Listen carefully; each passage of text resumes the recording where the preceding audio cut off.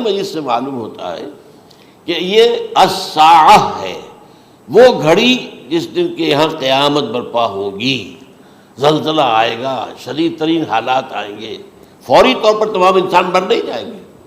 جو ہے اس کا نقشہ جو کھینچا گیا ہے، یا ایھا الناس اتقوا ربکم ان زلزلۃ الساعۃ شیء عظیم یوم ترونها تذہل کل مرضعۃ عما ارضعت وتضع کل ذات حمل حملها وتری الناس سکارى وما هم بسکارى ولکن عذاب اللہ شدید۔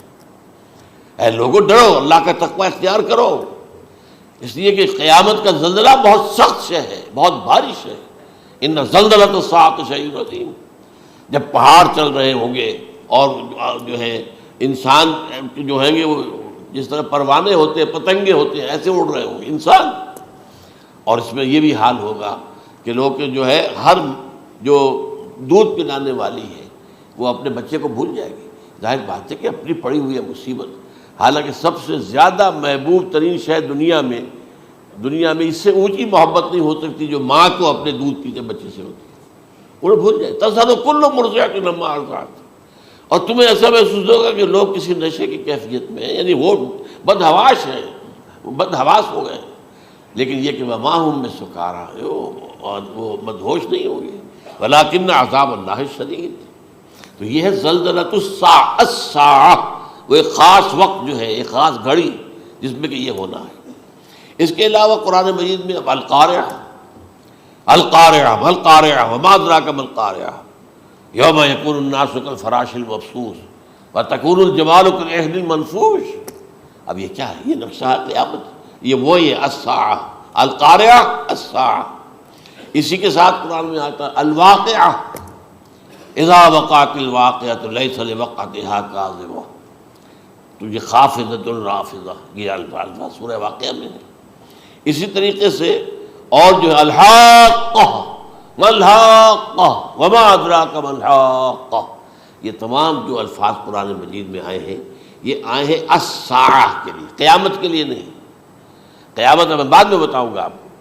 چنانچہ 3 نفخے ہیں جو قرآن سے ثابت، نفخ فی الصور، اور اس نفخ فی الصور کا یہ عالم ہوگا یوم ینفخ فی الصور ففزع من فی السماوات ومن فی الارض الا من شاء اللہ، جس دن پھونکا جائے گا سور میں، اور اس وقت صورتحال یہ ہو جائے گی کہ جو بھی آسمانوں میں ہے، زمین میں ہے، سخت پریشانی اور سخت پشیمانی اور ایک طرح کے مرعوبیت اور خائف ہو کر رہ جائیں گے، الا ان کے کہ جن کو اللہ چاہے، اس کے کوئی ملائکہ مقربین ہوں گے۔ من فی السماوات فی الارض ہے، اس کے ساتھ ہی یہ کہہ دیا گیا ہے، لیکن یہ باقی پورے لوگوں کے اوپر، پوری مخلوقات کے اوپر ایک جو ہے گھبراہٹ کی کیفیت طاری ہو جائے گی۔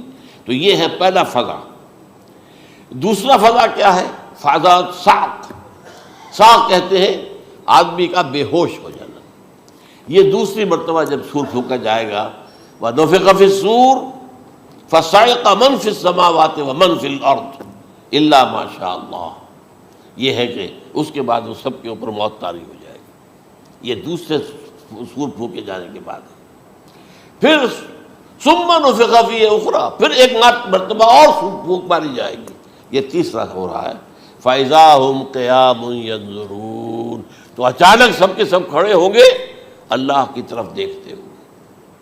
اب یہ جو ہے یہ ہے یوم القیامہ، قام یقوم قیامتاً، کھڑا ہونا، کیونکہ اس دن یوم یقوم الناس لرب العالمین، جس دن کے تمام انسان جو ہے کھڑے ہو جائیں گے اپنے رب کے حضور میں، جس کا نقشہ کھینچا گیا ہے اذا دکت الارض دکا دکا وجاء ربک والملک صفا صفا۔ تو یہ سب کے سب انسان بھی جو ہے موجود ہوں گے، فرشتے صفے باندھے ہوئے ہوں گے، اور اللہ تعالیٰ جو ہے اپنے خاص عرش کے ساتھ، یحمل عرشہ ثمانیہ، 8 فرشتے اس عرش کو اٹھائے ہوئے ہوں گے، جبکہ یہ آسمان پھٹے گا اور اس روئے ارضی پر اللہ تعالیٰ کا نزول ہوگا۔ یہ جو ہے ہمارا یوم القیامہ یہاں ہے، یوم القیامہ ہی میں جو فیصلے ہونے یہاں ہونے، قصہ زمین برسر زمین، جو نیکیاں تم نے یہاں کمائی ہیں یا جو بدیاں تم نے یہاں جن کا ارتکاب کیا کا فیصلہ یہاں ہوگا۔ اس کے بعد واللہ عالم کچھ اور بھی چیزیں ہیں، لیکن یہ کہ وہ سب عام طور پر لوگوں کے علم میں نہیں ہے۔ میں نہیں چاہتا کہ خام خواہ کسی نئی بات سے کوئی جو ہے ذہنوں کے اندر کوئی ایک تشکیک پیدا ہو جائے، شبہات پیدا ہو جائے. لیکن یہ چیزیں جو میں نے آپ سرچ کی از قرآن ثابت ہے، اسی زمین پر اترنا ہے. وَجَاءَ رَبُّكَ وَالْمَلَكُ صَفًّا صَفًّا، یہ سب کے سب آئیں گے، اور ملائکہ، اور اس کے علاوہ جو ہے دوسرے مقامات پر جس کا نقشہ کھینچا گیا ہے.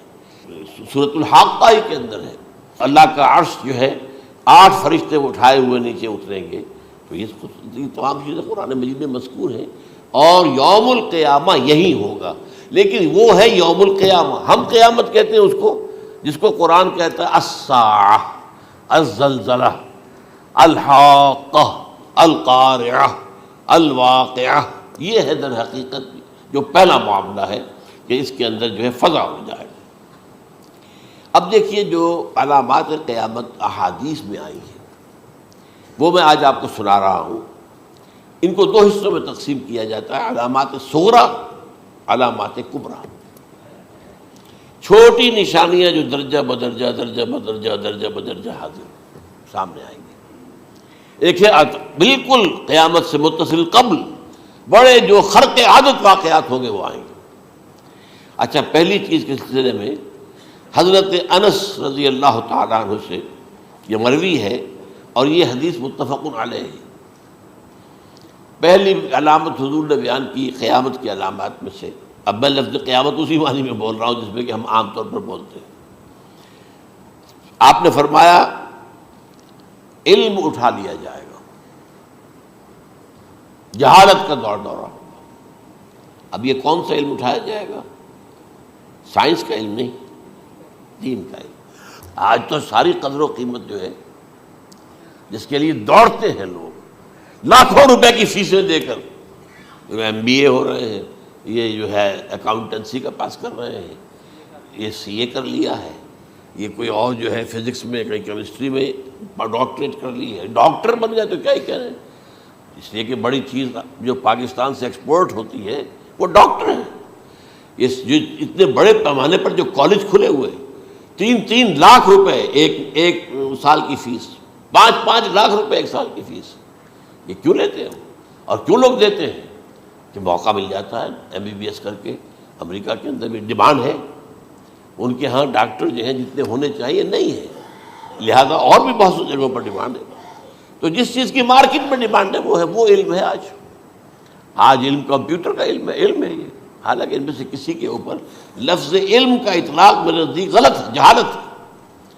علم وہ ہے جو ذہن کو جلا دے، جو سوچ کو جلا دے، روشنی پیدا کرے، دماغی روشنی، وسعت دے، انسان کے فکر کو وسعت دے، اس کے ذہنی جو ہے جو افق ہے اس کو وسیع کرے. علم تو وہ ہے جو حقیقت کے کیا علم بھی اس سے عطا فرمائے.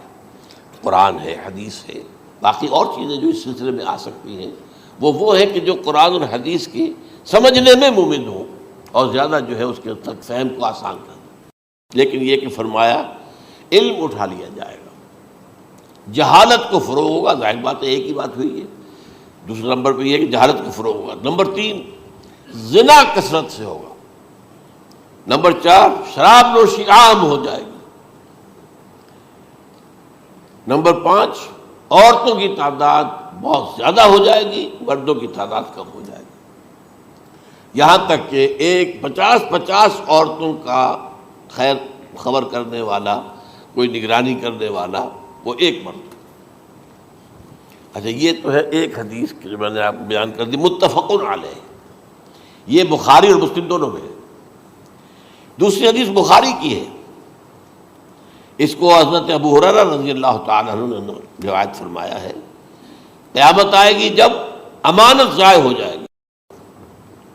آج ہمارے ہاں امانت کے ضائع ہونے کا جو نقشہ ہے شاید پوری دنیا میں کہیں اور نہیں. جس طرح کے غبن یہاں ہوتے ہیں، جس طرح کک بیکس جو ہیں وہ لیے جاتے ہیں. اس غریب یعنی قوم غریب ہے لیکن یہاں وہ امیر بہت بڑے بڑے لوگ ہیں. وہ تو دنیا بھر کے ٹاپ کے امیروں کے اندر ان کا شمار ہو جائے گا. لیکن یہ کہ یہ سب امیر کیسے بنے؟ غبن بلین آف ڈالرز کا. اب تو اس سے کم کی تو بات ہی نہیں ہوتی. فلاں نے اتنے بلین جو ہے پیسے اپنا جو ہے قرضہ معاف کرا لیا. بھائی کس نے کیا، کون کرتا ہے معاف؟ یہ کسی کے باپ کی جاگیر ہے؟ یہ پیسہ بینک کے اندر حکومت کا ہے کہ حکومت کو اختیار ہو گیا وہ رائٹ آف کر دے ان کے جو ہے ان کی جائیدادیں کرو ضبط. لیکن ہوتا کیا ہے، بینک آفیسر بے ایمان ہے، وہ کہتا تھا 1 کروڑ کا قرضہ لے جاؤ، 10 لاکھ مجھے دے جاؤ، چاہے تم میرے پاس کوئی ڈاکومنٹ جو ہے ایسے نہیں دے سکتے. حالانکہ ہونا چاہیے، اتنا بڑا قرضہ لے رہے ہو تو ڈاکومنٹس یہاں پر ہمارے سامنے لاؤ کہ اگر تم نہ دے سکو تو ہم ان ڈاکومنٹس کے ذریعے سے تمہاری جائیداد، تمہاری کوئی جاگیر، تمہاری کوئی اور چیز اس کو قبضہ کریں. جب وہ وقت آتا ہے دیکھتے ہو تو یہ ڈاکومنٹس ہی فیک ہیں. اللہ اللہ خرچ کیا کرے گا کوئی؟ بینک کا باپ بھی واپس نہیں لے سکتا. اور یہ سب کس کی بے ایمانی ہے؟ وہ جو بیٹھا ہوا بینک مینیجر، سارا سودا اس کے مابین ہوتا ہے کہ 1 کروڑ ہے نا، 10 لاکھ مجھے تو 90 تم لے جاؤ. باقی یہ کہ ٹھیک ہے میں تمہارے جو ڈاکومنٹس تم پیش کر رہے اس میں کوئی اعتراض نہیں کرتا، بس لاؤ. اور نمبر 2، حکومت نااہلوں کے سپرد ہو جائے گی. یہ ہے امام بخاری کی روایت کردہ روایت جو حضرت ابو ہریرہ سے. مسلم شریف میں ابو ہریرہ رضی اللہ تعالیٰ عنہ سے ایک اور روایت ہے، مال عام ہو جائے گا یہاں تک کہ زکوٰۃ قبول کرنے والا کوئی نہ ہوگا.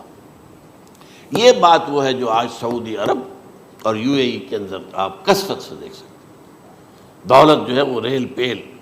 ابھی تھوڑا سا آیا ہے معاملہ خاص طور پر دبئی میں، کیونکہ وہاں بہت زیادہ کنسٹرکشن ہو رہی تھی، تو پوری دنیا میں آپ کو معلوم ہے کہ جو